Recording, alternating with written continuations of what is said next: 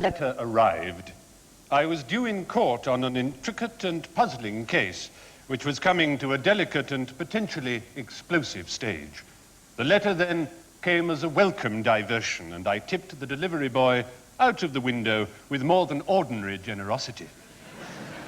I fancy I gave a momentary shudder as I unfolded the letter, but it was a cold morning, and in accordance with Mr. Tulkinghorn's instructions with regard to the case I was engaged upon, I was naked. The letter read as follows. If Mr. John Lawson Particle will travel immediately to Transylvania as the honored guest of Count Dracula to personally advise His Excellency on a matter of great legal delicacy, Mr. Lawson Particle will be handsomely remunerated. He is to bring on his journey no garlic, no crucifixes, no wooden stakes. Neither is he to look up in a dictionary the word vampire. It seemed innocent enough. Excited at the prospect of escaping a dreary London August, I rushed into Mr. Tulkinghorn's office. He read the letter through and eyed me carefully. You don't find anything strange in this letter, Mr. Lawson Particle? Ah, you noticed it too, sir. The split infinitive in the first sentence, yes. No, I was thinking...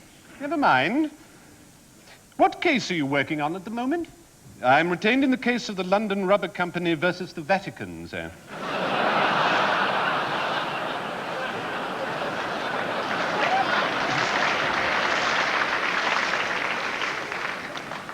Well, I dare say you can be spared.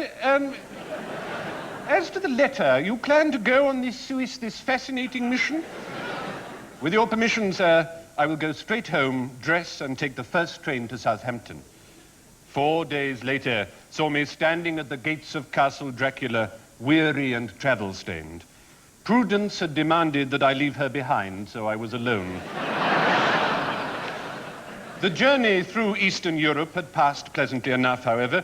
I'd picked up a little German on a previous visit, and he and I had met up again at Regensburg.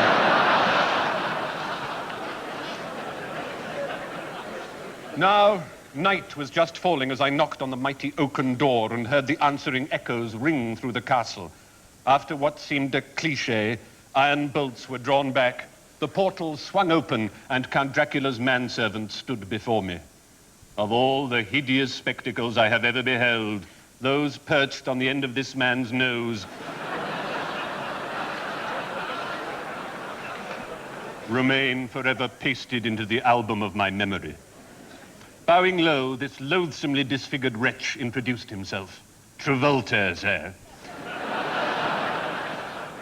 At your servile.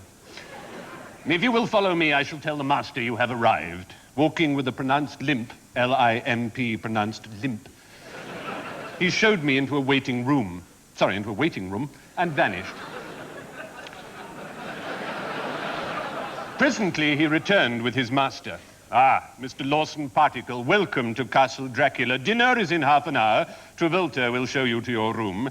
Tell me, what blood type are you? A. I said, what blood type are you? Oh, I said, B.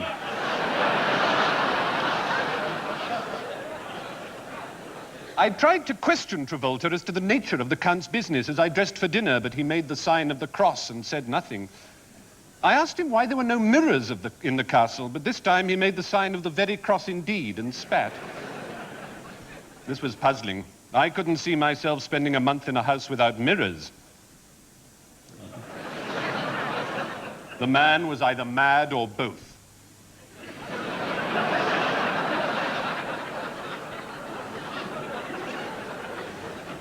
Capon for dinner, sir, said Travolta as we descended the vast stairway. Capon, yummy, I replied. No, sir, the Count always insists that his guests put a cape on for dinner.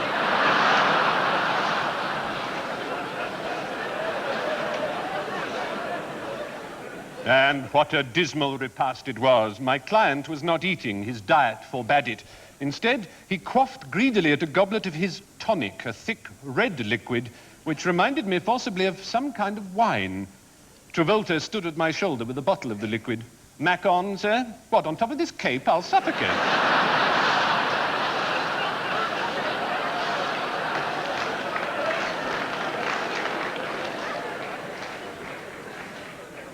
I passed a fitful night in my vast bedroom. Below me, I could hear the Count's footsteps echoing in the hallway. The wind whistled all through the night and other Welsh hymns.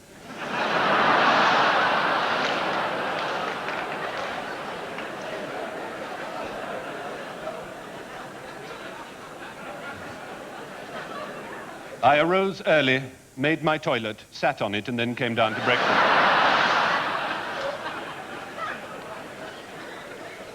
Travolta informed me that his master had gone to bed at dawn and that he would expect me in his study later that evening. It was a dreary morning. The greatest excitement I had to look forward to was the prospect of a total eclipse of the sun, which was expected during the afternoon. I whiled away the morning hours in the Count's garden. The only note of beauty or hope in this melancholy wilderness came from the flowers. I stooped to pick a buttercup. Why people leaves buttocks lying around, I've no idea. When the time for the eclipse came, I watched through a fragment of smoked glass as the moon slid slowly over the surface of the sun and darkness shrouded the earth. I started at a sound behind me. By the dim light of a candle I had prudently placed on the table, I could see that it was Count Dracula, my client. He seemed a little excited. A tendril of spaghetti appeared to be protruding from either side of his mouth. "Why, good afternoon, Count," I cried. "I wasn't expecting you until this evening. Have you come to enjoy the spectacle?" "Spectacle?" "The solar eclipse." He looked out of the window. "Solar eclipse?"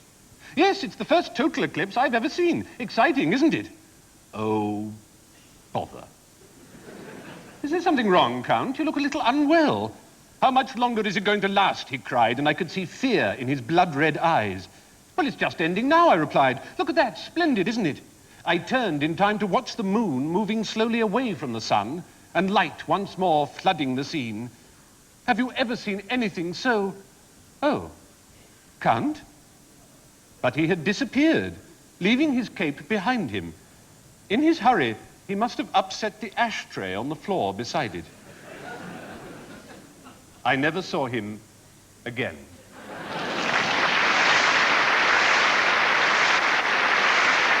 Well-deserved acclaim for Stephen Fryder for his marvellous piece entitled The Left.